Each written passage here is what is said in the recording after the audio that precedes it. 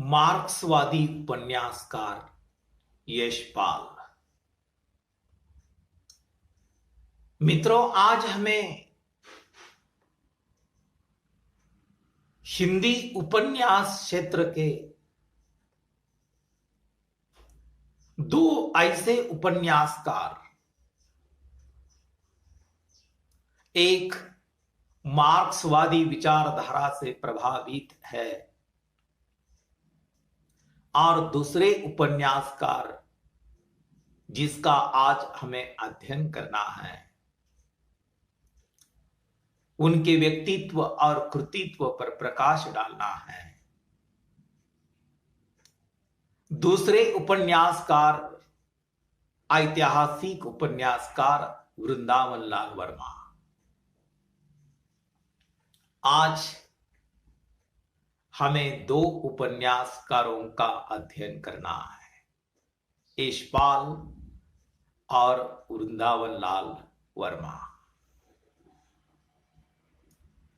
मित्रों, प्रेमचंद के बाद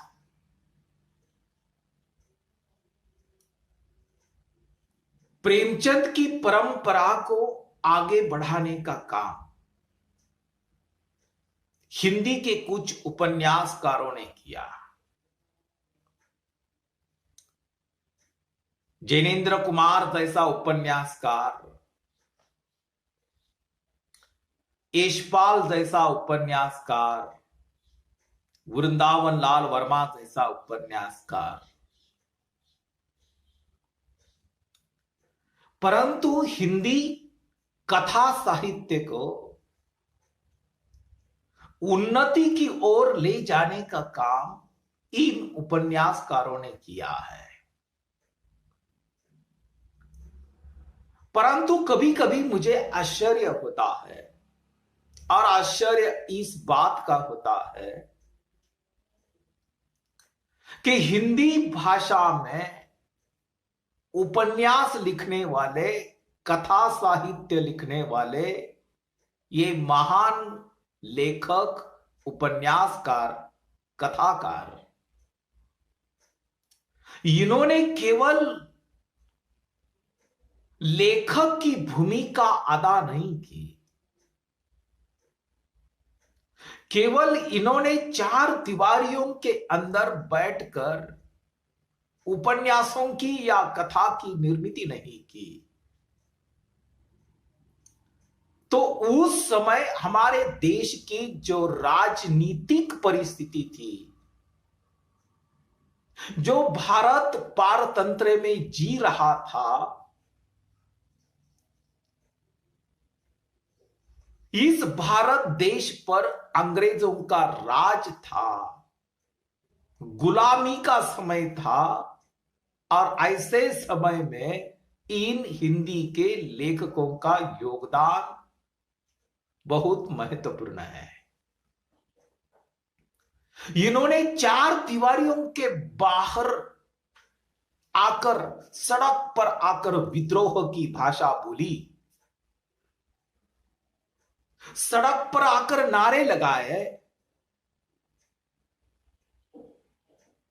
राष्ट्रीय आंदोलनों में सहभाग लिया, जेल में कई सालों तक उन्होंने अपना जीवन व्यतीत किया इस देश के लिए, इस राष्ट्र के लिए। और प्रत्येक लेखक जो है, प्रत्येक कहानीकार जो है, या उपन्यासकार जो है, रचनाकार जो है, उसका व्यक्तित्व अलग है। हर एक का व्यक्तित्व अलग है, हर एक की विचारधारा भी अलग है। यशपाल के बारे में हम ले सकते हैं कि यशपाल पूर्ण रूप से मार्क्सवादी विचारधारा से प्रभावित लेखक हमें दिखाई देते हैं, साम्यवादी विचारधारा से प्रभावित है। यशपाल का परिवार कांगड़े की पहाड़ी का निवासी था, और यशपाल का जन्म फिरोजपुर छावनी में सन 1903 में हुआ। मित्रों, यशपाल की मां हिंदी प्रेमी थी, इसलिए उन्होंने बचपन से ही यशपाल को हिंदी की शिक्षा दी, यानी शिक्षण दिया। यानी यशपाल अन्य समकालीन लेखकों की तरह स्वाधीनता संग्राम से प्रभावित हुए थे। यशपाल के समय बहुत सारे उपन्यासकार, बहुत सारे लेखक स्वाधीनता संग्राम से प्रभावित थे। हमारे प्रेमचंद जी भी स्वाधीनता संग्राम से प्रभावित थे। स्वयं प्रेमचंद जी नौकरी करते थे और नौकरी छोड़कर वे स्वाधीनता संग्राम में कूद पड़े। आप लोग जानते हैं कि प्रेमचंद का पहला कहानी संग्रह जो उर्दू भाषा में लिखा हुआ था, सोजे वतन, उसमें राष्ट्रीय भावना कूट कूट कर भरी हुई थी और अंग्रेज सरकार ने सोजे वतन को जब्त कर लिया था। यह हमारे सामने उदाहरण है। यानी यशपाल भी अन्य साहित्यकारों के समान स्वाधीनता संग्राम में कूद पड़े थे। यशपाल उन दिनों क्रांतिकारी आंदोलनों के संपर्क में आने के कारण इन्हें कई वर्षों तक जेल की भीषण यातनाएं सहन करनी पड़ी। और जब यशपाल जेल से बाहर आए, जेल से छूटने के बाद सबसे पहले उन्होंने पिंजरे की उड़ान नाम से अपनी कहानियों का एक संग्रह प्रकाशित किया। और तब से देखा जाए तो सारा जीवन यशपाल ने साहित्य को अर्पित कर दिया। यशपाल ने कहानियां लिखी, उपन्यास लिखे, निबंध लिखे, व्यंग्य साहित्य लिखा, यानी अनेक विधाओं में साहित्य की रचना कर यशपाल हिंदी के चोटी के कथाकारों के समकक्ष पहुंच गए। उस समय विप्लव नामक मासिक पत्र प्रकाशित होता था और इस विप्लव नामक मासिक पत्रिका में यशपाल अपनी विचारधारा का प्रचार और प्रसार करते थे। वैसे देखा जाए तो यशपाल प्रगतिवादी विचारधारा के साहित्यकार, मार्क्सवादी विचार दर्शन से प्रभावित होने के कारण सामाजिक प्रगति और जीवन संघर्ष में उनकी अट्ट आस्था थी, उनका विश्वास था। उन्होंने सामाजिक कुरीतियों, शोषण, अंधविश्वास के विरुद्ध जीवन भर प्रभावशाली संघर्ष किया है।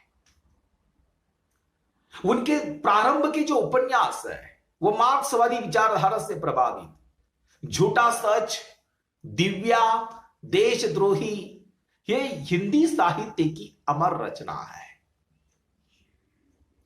यशपाल के अन्य मौलिक उपन्यास भी है, पार्टी कामरेड, मनुष्य के रूप, अमिता, तेरी मेरी बात, यानी प्रगतिशील या प्रगतिवादी स्वर के सक्षम अभिव्यक्ति यशपाल के उपन्यासों में हमें दिखाई देती है। परंतु एक बात है, यशपाल के उपन्यासों में हमें मध्यवर्गीय पात्र दिखाई देते हैं। धीरे धीरे ये पात्र अपनी मानसिक उलझनों, संस्कारों और अंधविश्वासों से ऊपर उठकर साम्यवादी विचारों के निकट आ जाते हैं। फिर वह देश की स्वतंत्रता होगी, देश विभाजन की समस्या होगी, नारी जागरण, शिक्षा का प्रसार, शोषण की स्थिति, मजदूरों, नौकरों और व्यापारियों की मानसिक स्थिति आदि विभिन्न राजनीतिक, सामाजिक, नैतिक, आर्थिक और मानसिक समस्याओं की अभिव्यक्ति यशपाल के उपन्यासों में हमें दिखाई देती है। यानी प्रत्यक्ष अप्रत्यक्ष रूप से यशपाल राजनीति पर गंभीर विचार प्रस्तुत करते हैं। उनका जो पहला उपन्यास है झूठा सच, झूठा सच, इस उपन्यास में भारत स्वतंत्र हो जाने के बाद पाकिस्तान मांगने वाले या विभाजन की जो समस्या है या विभाजन की समस्या के पूर्व राजनीतिक परिस्थितियों पर लिखा गया यह झूठा सच नाम का उपन्यास है। यानी मार्क्सवादी लेखक इतिहास को भी उपन्यास का विषय बना चुका है। उनका दिव्या और अमिता उनके दो प्रसिद्ध उपन्यास है। अमिता की अपेक्षा दिव्या उपन्यास अधिक लोकप्रिय हुआ था, उसमें सफलता भी मिली थी। बौद्धकालीन भारत में व्याप्त वर्ण व्यवस्था और उससे उत्पन्न वर्ग संघर्ष की चक्की में जीवन भर पिसती रहने वाली नारी की करुण कहानी चित्रित करने का काम इसमें हुआ है। कलिंग विजय की सम्राट अशोक की ऐतिहासिक कथा पर आधारित अमिता नाम का उनका उपन्यास है। यानी इस प्रकार यशपाल ने साहित्य के माध्यम से जीवन में सत्य, शिव और सुंदरम की प्रतिष्ठा का गंभीर प्रयास किया है।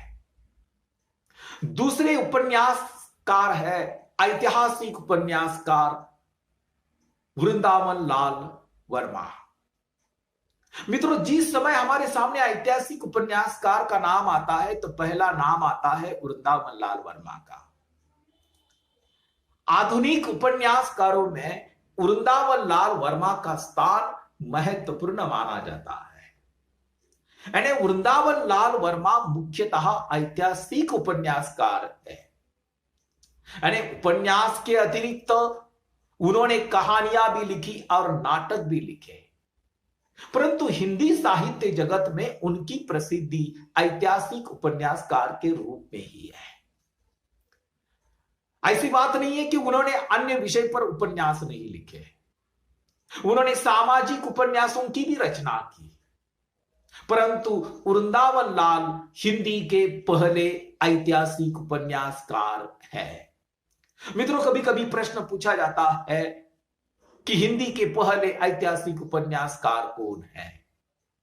तो मित्रों, वृंदावन लाल वर्मा हिंदी के पहले ऐतिहासिक उपन्यासकार है, जिनकी रचनाओं में इतिहास और साहित्य परस्पर विरोधी भूलकर एक दूसरे में घुल मिल गए हैं। उनका पहला ऐतिहासिक उपन्यास है गढ़कुंडार, उसके बाद झांसी की रानी, कचनार, अंचल मेरा कोई, मृगनयनी, टूटे काटे, माधवजी सिंधिया, अहिल्याबाई आदि उनके प्रसिद्ध ऐतिहासिक उपन्यास है। मित्रों, उनका एक आंचल मेरा कोई यह जो उपन्यास है, इस उपन्यास में आधुनिक ढंग के प्रेम तथा उसके जनित समस्याओं का वर्मा जी ने चित्रांकन किया है।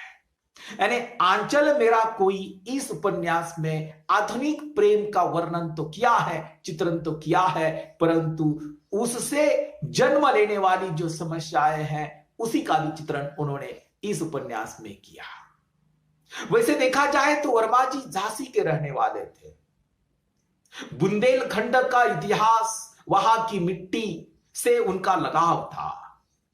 यानी बुंदेलखंड वर्मा जी के व्यक्तित्व में पूरी तरह से घुल मिल गया था। वर्मा जी ने उसे अपने उपन्यासों में पुनर्जीवित किया। उनके अन्य उपन्यास भी है, संगम, लगन, प्रत्यागत, कुंडली चक्र, प्रेम की भेंट, अमर बेल आदि उनके अन्य उपन्यास है।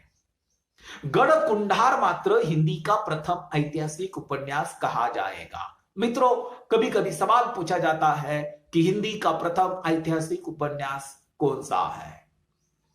तो मित्रों, गढ़कुंडार हिंदी का प्रथम ऐतिहासिक उपन्यास कहा जा सकता है। यानी गढ़कुंडार इस उपन्यास में सामंती जीवन की, श्रीमंती जीवन की विकृतियों का चित्रण है।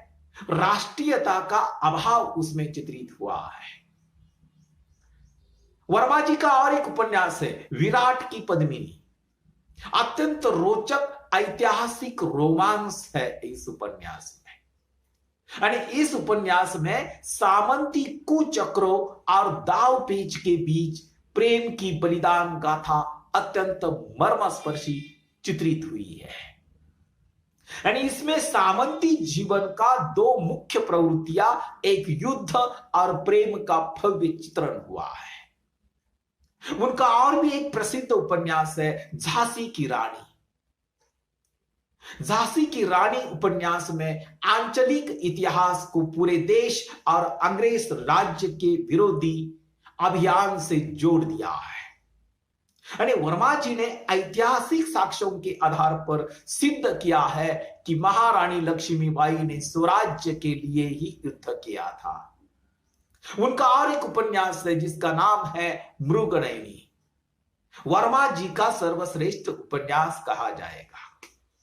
और मृगनयनी इस उपन्यास में राजा और प्रजा, राजनीति और संस्कृति, सौंदर्य और संयम, युद्ध और प्रेम, शहर और गांव, इतिहास और कल्पना का अद्भुत संतुलन है।